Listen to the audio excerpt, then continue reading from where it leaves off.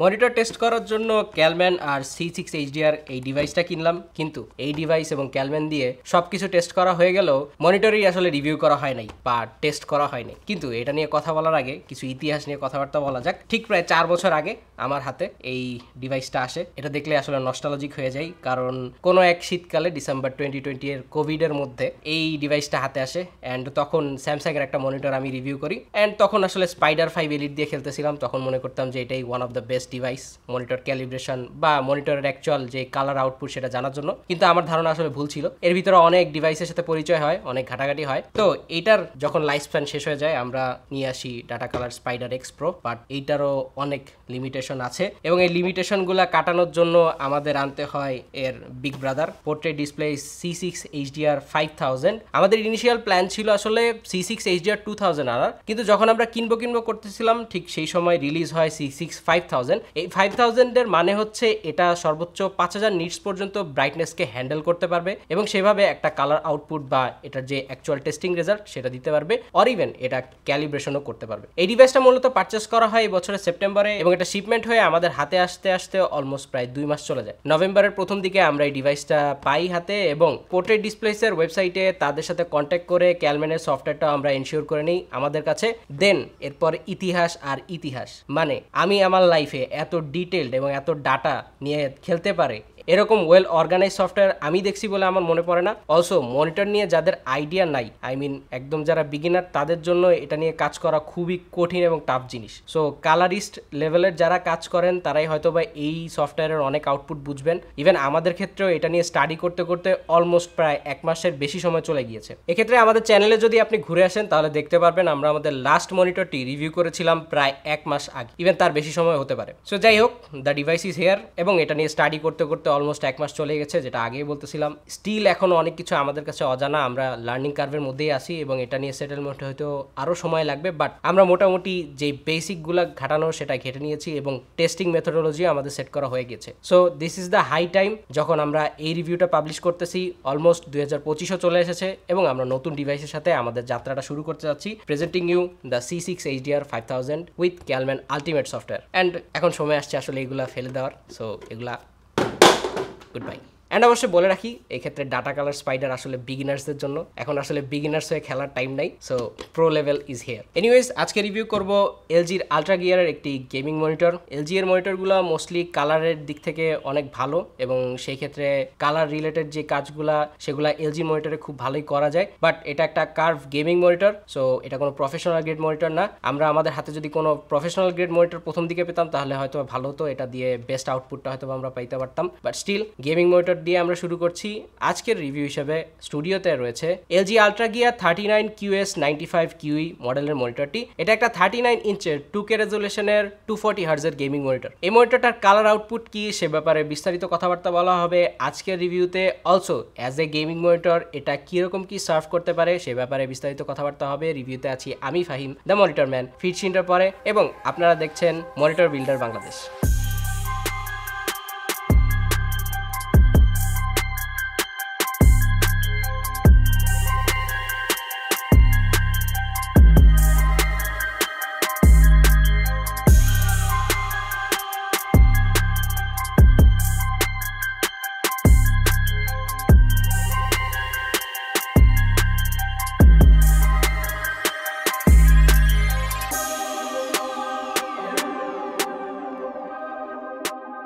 এই মনিটরটার দামটা তো আসলে বলাই হয় নাই। এই মনিটরটা মার্কেটে পাওয়া যাচ্ছে 3,30,000 টাকায়, তবে রিটেল শপের ওয়েবসাইটে এই মনিটরটার দাম 3 লাখ টাকার আশেপাশে ঘোরাফেরা করছে। এই মনিটরটা 39 ইঞ্চের 2K রেজুলেশনের মধ্যে ওয়ান অফ দ্য প্লেয়ার বলতে পারেন এই প্রাইস রেঞ্জে, এবং এই প্রাইস রেঞ্জে এই মনিটরটার কম্পিটিশন দেওয়ার মতো আর কোনো অপশনই নাই বর্তমান ইনস্টকের কথা যদি আমি চিন্তা করি। সো বলতে গেলে 39 ইঞ্চি 2K রেজুলেশনের মনিটর যদি হিসাব করা হয় OLED, সেই হিসাবে এই মনিটরটা ফাঁকা মাঠে গোল দিচ্ছে বলা চলে, এবং এই প্রাইস রেঞ্জে এই মনিটরটাই একমাত্র মনিটর বর্তমানে। এনিওয়েজ, এবার আনবক্সিং এ আসা যাক। যেহেতু 3 লাখ টাকার মনিটর, সো আনবক্সিংটা একটু প্রিমিয়াম হবে। আনবক্সিং এ কি কি থাকছে সেটা দেখে নেওয়া যাক। বিশাল বক্সের মধ্যে বক্স কন্টেন্ট হিসেবে থাকছে প্রথমে আইও পোর্টস কভার, এর পাশে থাকছে ছোট বক্স যার মধ্যে কিছু অ্যাক্সেসরিজ রয়েছে।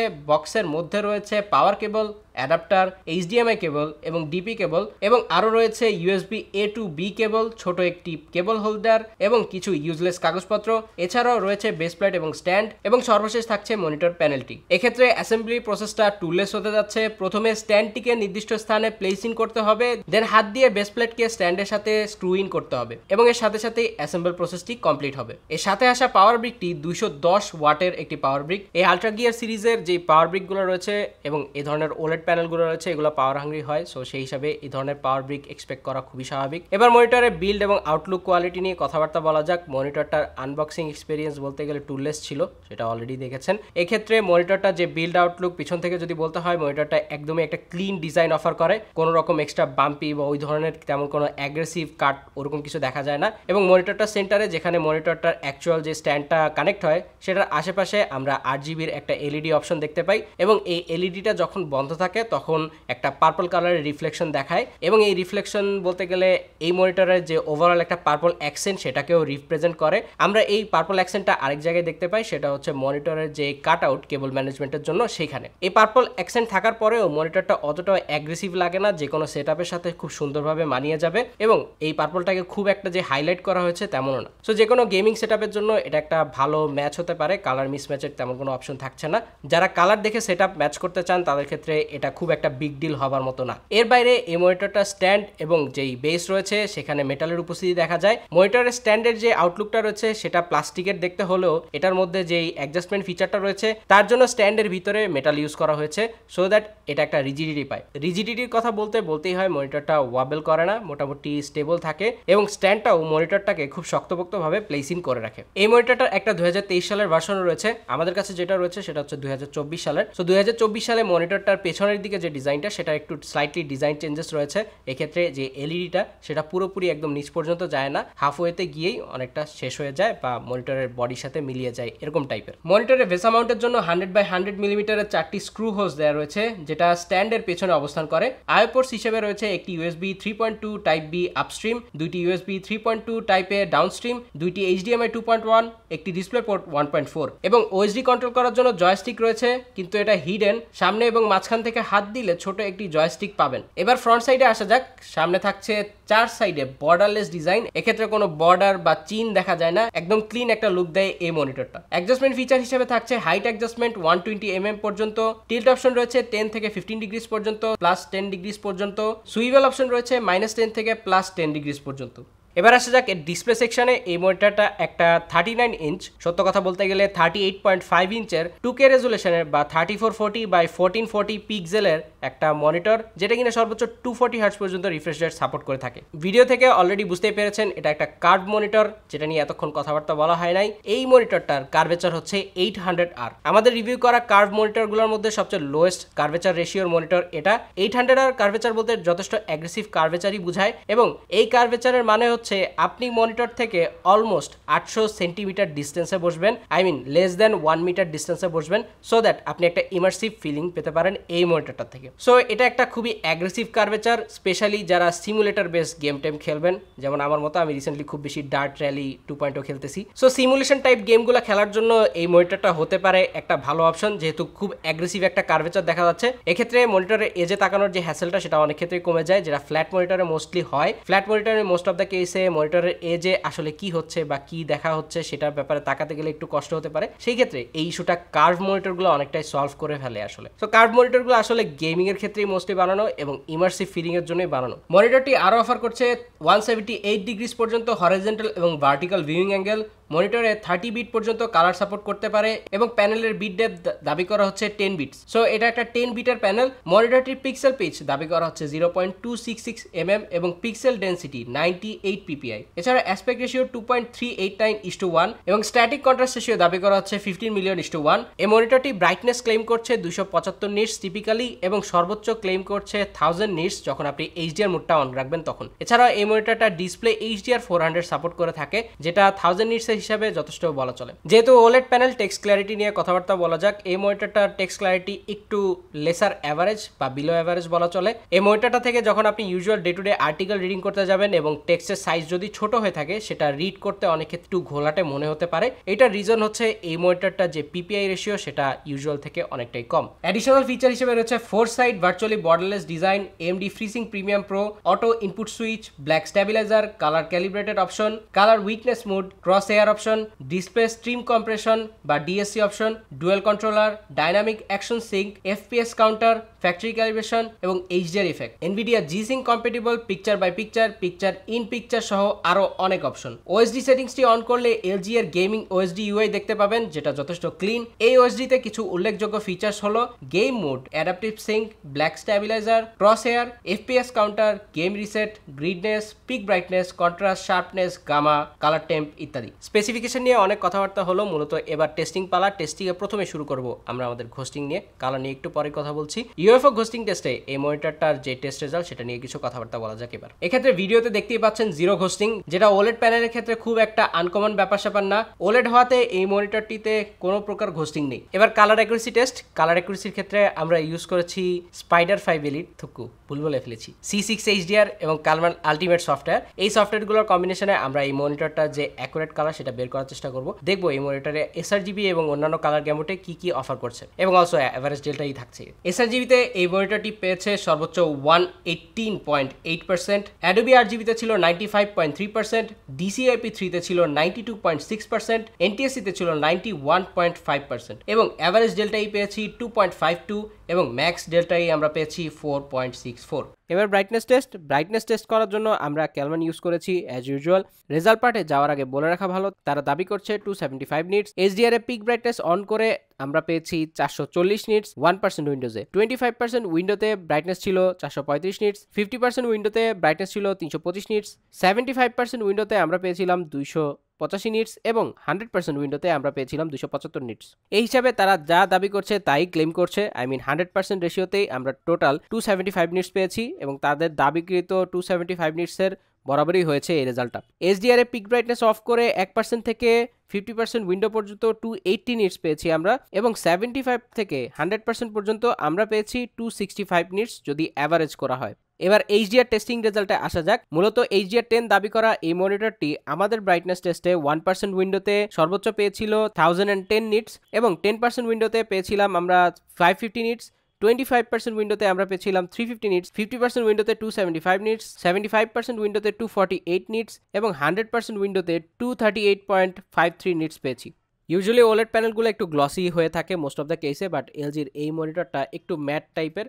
সো এখান থেকে আমরা ওভারঅল যে রিফ্লেকশনের যে ব্যাপারটা সেটা অনেকটাই কম পাচ্ছি।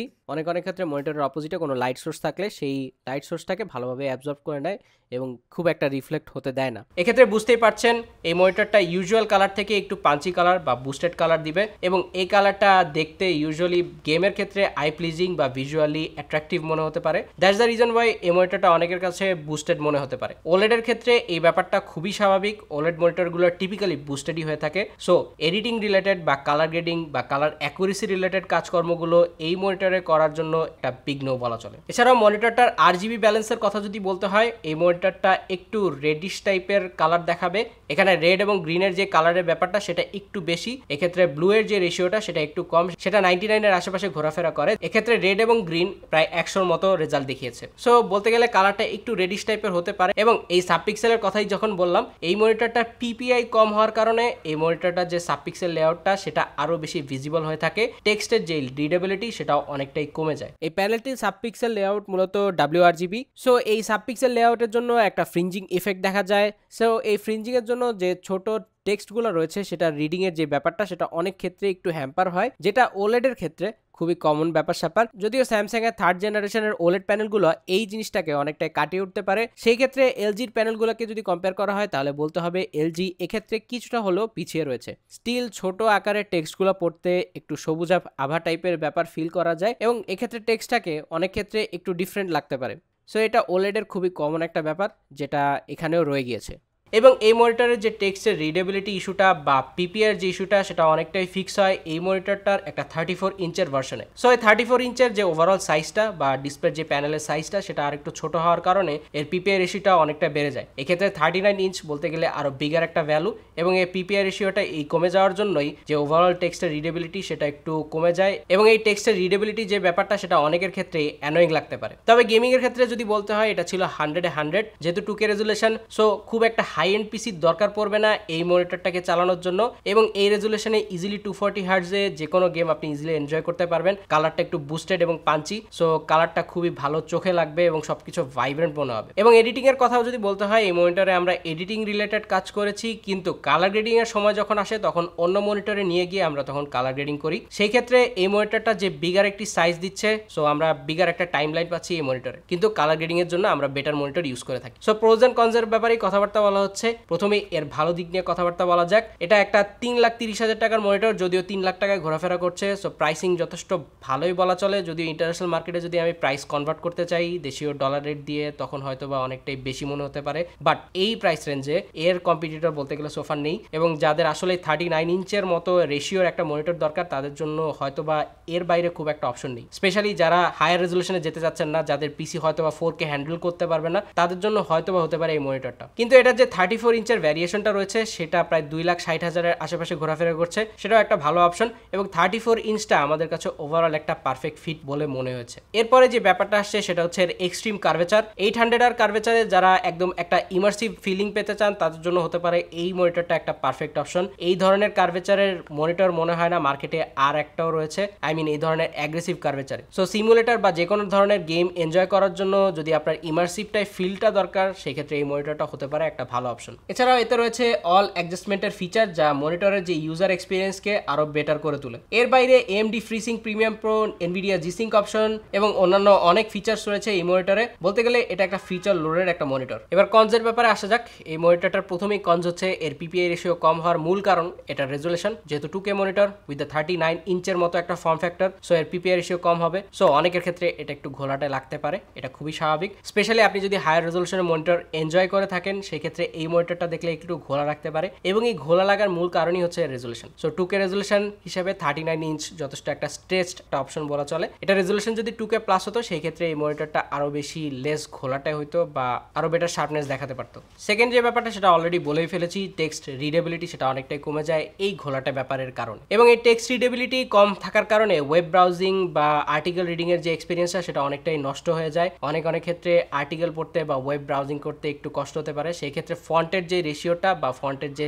সাইজিংটা সেটা আর একটু বাড়িয়ে নিতে হয় বেটার ভিউ এর জন্য। এন্ড থার্ড যে ব্যাড সাইড সেটা হচ্ছে এই মনিটরে কোনো টাইপ সি পোর্ট নাই। আই মিন 2024 সালে এসে এই ধরনের একটা হাই এন্ড মনিটরে কোনো ধরনের টাইপ সি পোর্ট ইনক্লুড করা হয় নাই। অ্যাটলিস্ট এটা একটা 2024 সালের মডেল হিসেবে তাদের টাইপ সিটা ইন্ট্রোডিউস করাতে পারতো। অনেকে হয়তো বা এই মনিটরটা ম্যাক বা এই ধরনের ডিভাইসে কানেক্ট করতে যাবেন তাদের ক্ষেত্রে টাইপ সিটা হতে পারতো একটা ভালো অপশন। এটার আরেকটা ডাউনসাইড যদি মেনশন করতে হয় তাহলে এর একটু হিটিং ইস্যু আছে, যদিও এটা খুব একটা মেজর কোনো ব্যাপার না, তারপরেও বলে রাখা ভালো। মনিটরটার উপরের দিকে আই মিন টপ সাইডের যে ভেন্টটা রয়েছে সেই ভেন্টটা দিয়ে যথেষ্ট পরিমাণ একটা গরম হাওয়া বের হতে থাকে যখন মনিটরটা ফুল ইউটিলাইজেশন হয়, সো দ্যাট ওভারঅল যে মেটাল বেজেলটাও রয়েছে সেটাও গরম হয়ে যায়। এন্ড এই গরম হওয়ার জন্য শীতকালে যদিও আপনি আরাম পাবেন, বাট গরমকালে এটা নিয়ে একটু হলেও আপনার অ্যানোয়িং লাগতে পারে। বাট এই ধরনের একটা high power consuming OLED panel থেকে গরম বা এই ধরনের ব্যাপার স্যাপার এক্সপেক্ট করা খুবই স্বাভাবিক। এটা নিয়ে খুব একটা মাথা ঘামানোর দরকার নেই, প্রোটেকশনের জন্য 3 বছরের ওয়ারেন্টি তো আছে। যাই হোক, 3 লাখ টাকার মনিটর বা 2,60,000 টাকায় 34 ইঞ্চের ভার্সনটা আপনি নেবেন কি নেবেন না সেটা টোটালি আপনার উপরে। তবে সোফার একটা প্রিমিয়াম রেঞ্জে একটা মনিটর অফার করতেছে। 39 ইঞ্চটা অনেকের ক্ষেত্রে ফিজিবল হইতে পারে যারা অনলি গেমিং ফোকাস করবেন, যাদের গেমিং বাদে অন্য কোনো কাজ নাই, সেই ক্ষেত্রে তারা এই মনিটরটা নিতে পারেন। একটা ইমার্সিভ ফিলিং পাবেন। 34 ইঞ্চের থেকে 39 ইঞ্চটা মোর ইমার্সিভ ফিল হয় বিগার ভার্সনের জন্য। এর বাইরে 34 ইঞ্চটা ডে টু ডে কাজ করার জন্য মোটামুটি ঠিকঠাকই বলা চলে, তবে সেই ক্ষেত্রে আপনি সাইজিংটাকে একটু কম্প্রোমাইজ করছেন এবং দামটাও সেক্ষেত্রে অনেকটাই কমে আসছে। আজকে এই পর্যন্তই, দেখা হবে পরের কোনো ভিডিওতে। টিল দেন আল্লাহ হাফেজ এন্ড আসসালামু আলাইকুম।